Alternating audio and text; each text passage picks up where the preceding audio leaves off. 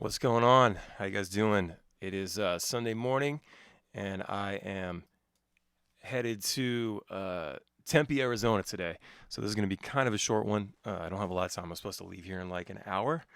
Um, but yeah, I'm starting that acoustic run with Chris Demakis of Less Than Jake, Jason and Mike of Authority Zero, Gabe from Fayuca, the Meager Kings. So looking forward to kicking that off tonight in Tempe, Arizona. So it's like Tempe, Tucson, San Diego, and then I think like Hermosa Beach, Riverside, Hesperia, Vegas, and then Bullhead City, Arizona. And then I come back home. So I'll be home like next Tuesday. Um, yeah, so I'm here finishing up the track by track series for The Force of Habit that I started last month, I guess. Um, and this is track 6. It's called "Sorry, Bro."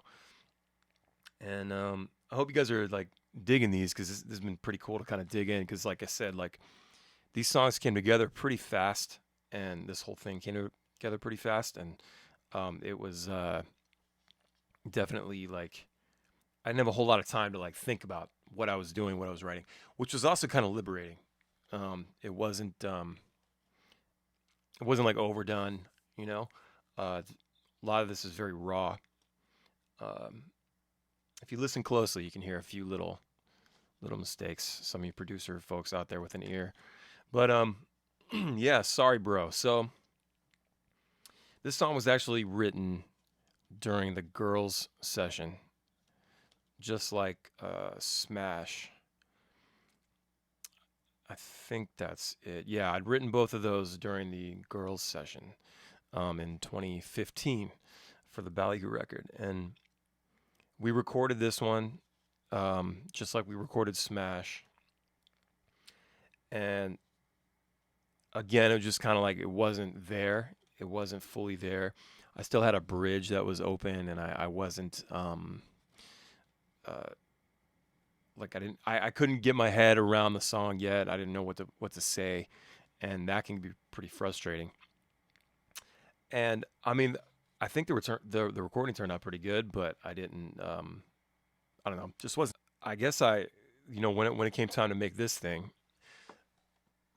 I revisited some of that old stuff, and I was like, that might be a cool song for me to do for this thing. And it the way it was recorded originally was the same way. It was like that you had I think I think Donald was playing on a djembe or something, and we just kept it very very like campfire sing along kind of vibe, with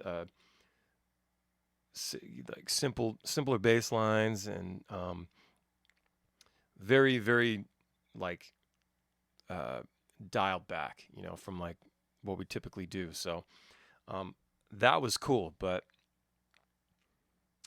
I just wasn't happy with the way it turned out at the end. Like, I guess without having those lyrics and stuff, it was kind of weird. But so anyway, this was a good opportunity for me to bring it out. So I started jamming on it, and this might have been the first song. This might have been the first song that I did for this. Yeah, I think this was the first song I recorded for The Force of Habit. Because I was comfortable with it. Like, I just had to revisit it a couple times and just sort of work it out, and it just felt right, And there's certain songs that I'll write that you know I always write with Ballyhoo in mind, but sometimes the songs just don't work out. They don't. It's not necessarily something that that the band maybe wants to play forever. I got to consider that as well. Um, Maybe it's too sleepy. I don't know. But in this setting, for what this was, um, in my head, I was like, this might be perfect for this. So I did. I remember going live and working on it on YouTube, and I was having a good time, like working on a bass line. Like, I'm not a bass player, but just sitting there letting it loop and just trying different things until I felt something solid was coming out, and the drums was it's very like side stick, like that. Very easy, very simple, and I mean, I wanted to. I think I added a little bit of layers there in like the choruses and the verses, just kind of that surf guitar thing that I like. Kind of threw that in the background. I got that technique from doing the dark sunglasses session. We were messing around and I want to put something cool in the background, something ambient. And there's this plugin called Replica by Native Instruments, and one of the guys I was working with, Dan Weller, we were messing around with the session, and I had the electric guitar out, and I started playing the chords, and he's like, well, put this on there, this plugin, and I've got this cool preset, and it was very like, it was really neat. It like made it sound like it was really far away because of the reverb, and it was just cranked, and playing the chords along in the background just made it sound so cool and just like I don't know, different. So I used that technique on a couple of these songs actually.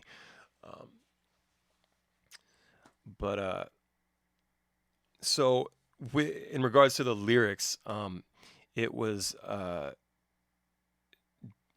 the song is about, over the years, Danielle and I, we would go out, especially in the early days. We don't really go out anymore, but in the early days, we were out like every night. We just were joking about it the other day. Like we would, wake up at noon, 1 o'clock, sometimes 2 in the afternoon, and we would go out that night, and to a local bar or something.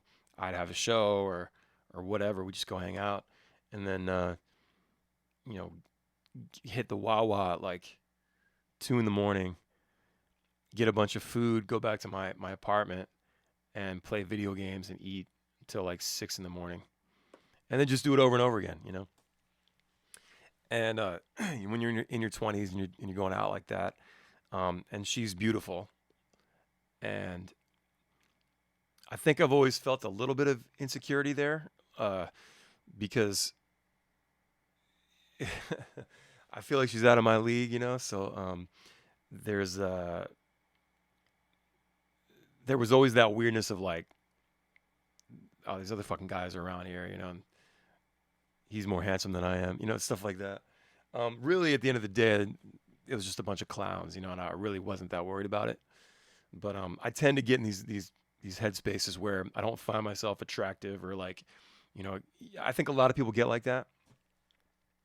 So this song was kind of about those times where we would go out and guys would like blatantly hit on her right in front of me, and I'm not the type of guy to fight anybody. Like, I'm just not like that.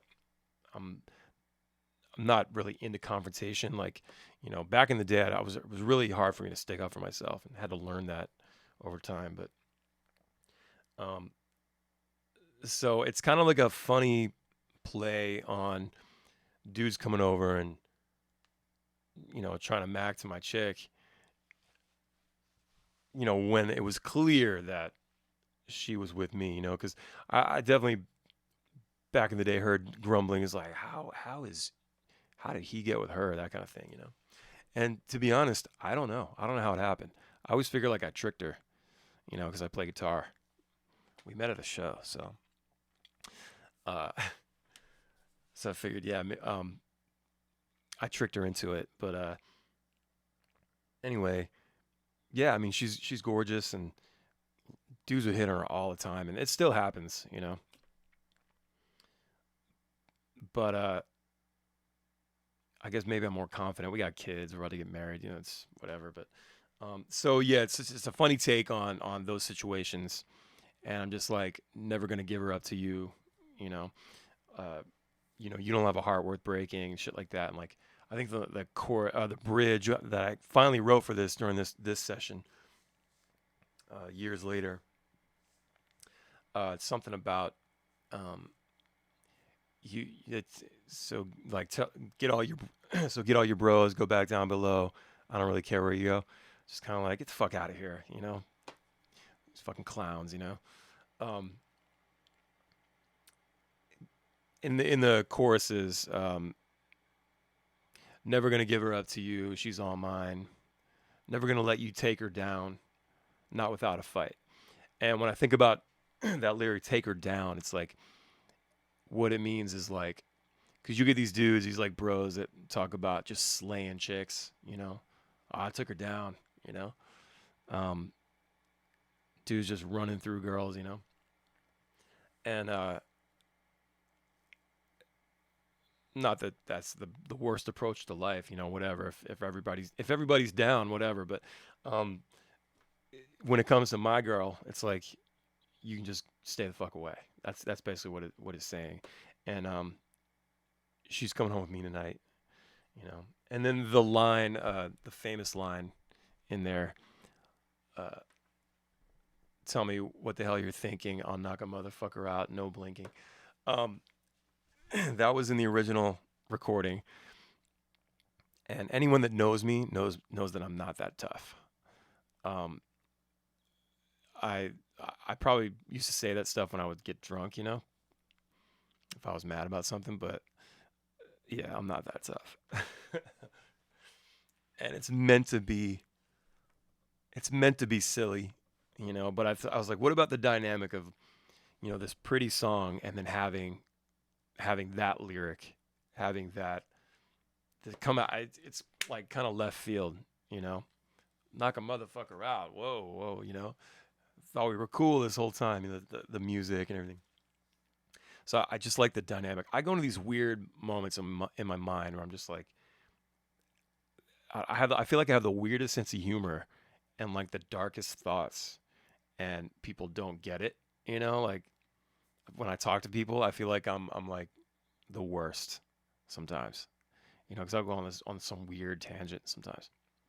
That's why like I try to play it cool at the merch table when I meet all the fans and stuff. Like I try to get in and get out because I don't want to. I know eventually I'm around, and I'm really happy with it. I love the beat. I love how it kind of comes in. It kind of sounds like this like '70s like lovers rock kind of thing. Um, and I thought it'd be, you know, when I was putting together the order, I was trying to figure out what would be the last song. What's gonna close out the record, and this one, I feel like like when you look at all the songs, all I ever wanted, doing work, smash, friends, which I spelled wrong on the CD, and it's like that again. I got a whole nother. That's not correct English. I have a whole new box of CDs to send out, and they still have friends misspelled. So 200 CDs now with friends misspelled. Um, Sincerely, Wallflower. All those songs, I feel like it was a nice emotional roller coaster. And then Sorry Bro has this vibe for the last track to come in, like, all right, let's take it home. You know, this is it. And and the way it ends, you know, it's just um, she's all mine. It just kind of fades out, you know. And I think I put a little extra moment of silence in there at the end to kind of solidify the ending. And then it just starts all over again if you're listening on the CD. Um, so yeah, I'm really proud of this release, The Force of Habit. It was something that I had to do, you know, because I work constantly on the Ballyhoo stuff. I work on other band stuff. Um, I'm always doing something. I have a family. I do all the dad stuff. You know, there's always so much going on all the time, and it just felt like I needed to get something out that was just my own. Like I didn't put this on Right Coast Records, which is our label. I put it out on my own thing, my under my publishing, Beachside Melodies, and you know I did the art, and the art is just it's basically just an illustration of me working here in the studio. You can see that's SM7B right there. Um, and it's sort of like how I view myself, like just working myself to the bone or whatever, like eyes bloodshot, and um, but for all the right reasons, for all the right reasons of meaning like I'm doing what I love. It's the force of habit. It's just like it's just what I do. I can't help it. Habits are hard to break, and this is one of those habits that like it's generated income for me. I'm able to support a family. Uh, it's a labor of love, and I wouldn't trade it for anything. And there's definitely moments of frustration and stress, and you know self doubt. There's all of that, but at the end of the day, it's I'm doing something that I love, and I built it from nothing, from scratch.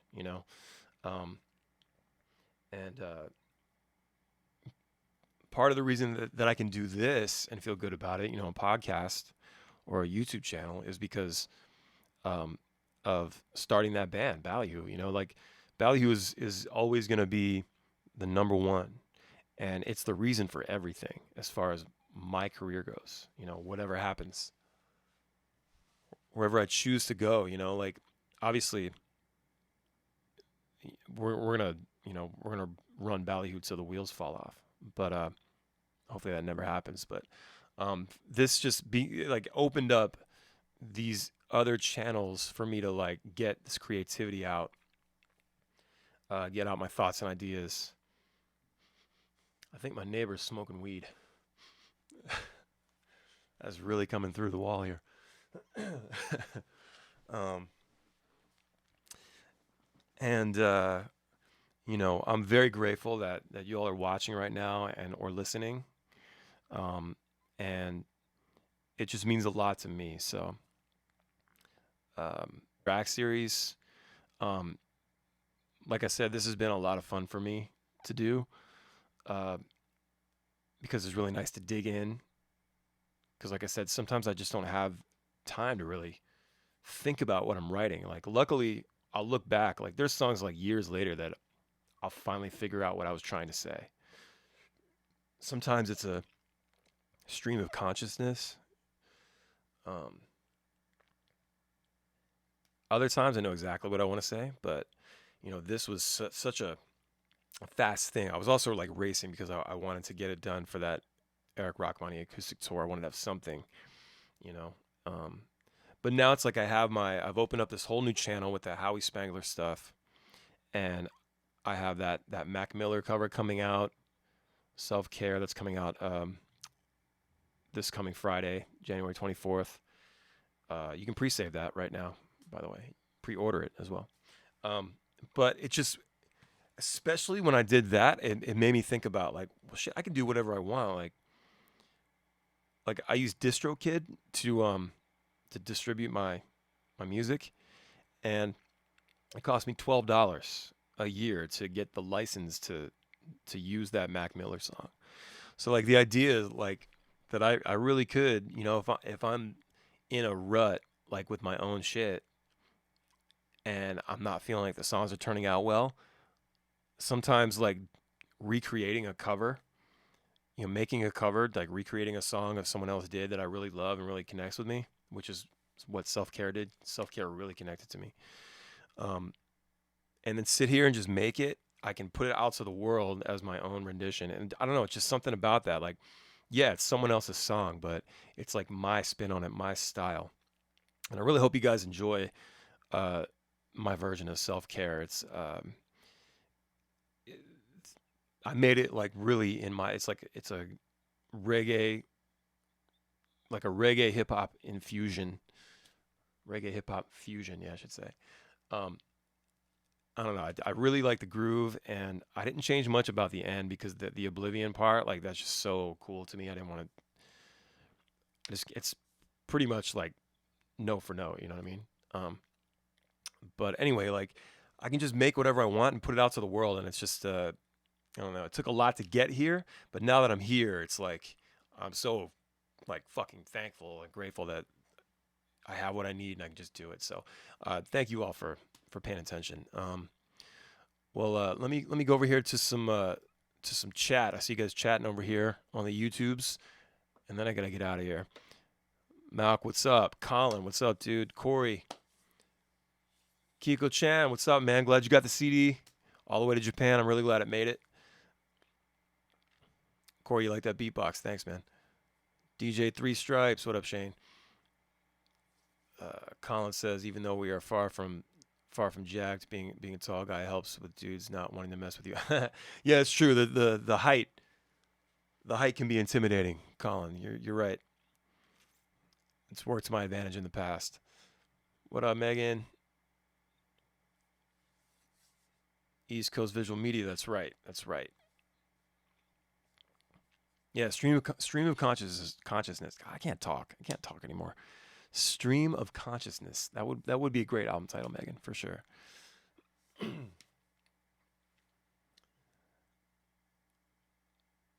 What up, Monica? What up, Mike? What up, Hector?